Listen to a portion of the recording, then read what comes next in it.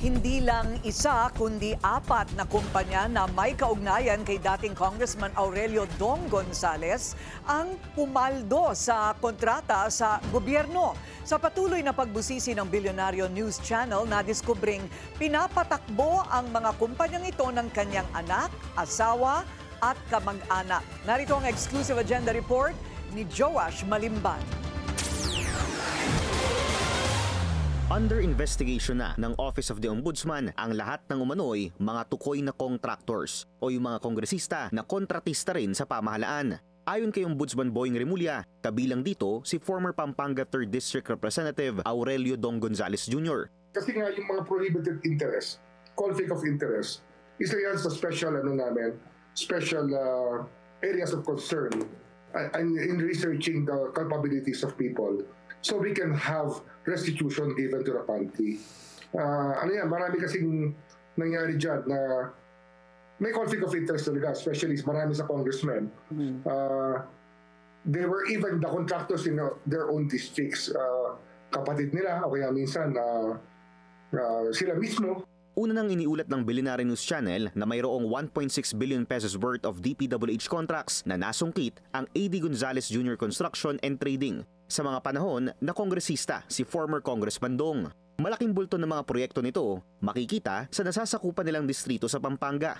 Ayon sa 2025 General Information Sheet ng A.D. Gonzales sa Securities and Exchange Commission, inookupan ng mga anak at kapamilya ni former Congressman Dong ang top executive positions ng kumpanya. Pero sa mas malalim naming pagsisiyasat, natuklasan naming may 3 pang construction companies na konektado sa pamilyang Gonzales na nakakubra rin ng daan-daang milyong pisong kontrata sa DPWH. Una rito ang BPDG Construction Corporation. Sa isang 2017 Philippine Contractors Accreditation Board o PICAB document na aming nakuha, si Elizabeth Panlilio Gonzales ang nakalagay na Authorized Managing Officer ng kumpanya. Siya ang dating asawa ni former Congressman Dong na nasawi sa nangyaring pag-atake sa Resorts World Manila noong 2017. Sa sumunod na taon, inilipat ang kumpanya sa pangalan ni Randy De Jesus na parte noon ng staff ni Gonzales. Ayon sa datos sa DPWH official website, naka-corner ang kumpanya na mahigit 656 million pesos worth of public works contracts mula 2018 hanggang 2025.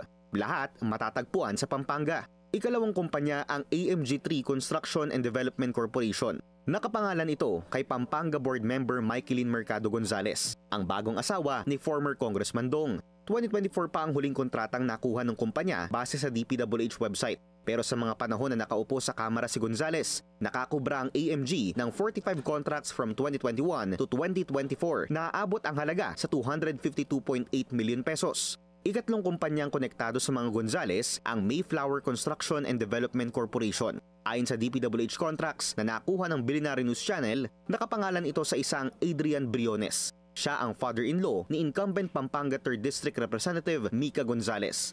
Ayon sa datos ng DPWH, nakakuha ng 10 kontrata ang kumpanya sa Pampanga mula 2020 hanggang 2025 na aabot ang halaga sa halos 297.7 million pesos.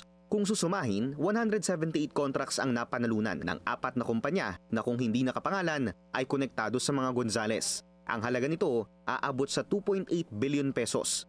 Ayon kay Congresswoman Mica, unang termino niya pa lang sa Kongreso at halos 5 buwan pa lang siya sa opisina. Aniya, hindi siya isang contractor at wala siyang anumang koneksyon o interes sa A.D. Gonzales Jr. at Mayflower Construction. Una nang sinabi ni former Congressman Dong na rehashed at recycled lang ang isinasagawang investigasyon sa kanya ng ombudsman sa kasalukuyan, lalo na't ibinasura na raw ang isinampang reklamo sa kanya noong 2023 tungkol sa umano'y pagiging contractor. Sa kabila nito, bukas daw ang dating kongresista sa anumang inquiry kaugnay ng nasabing issue. Para sa agenda, Joash Malimban, Bilyonaryo News Channel.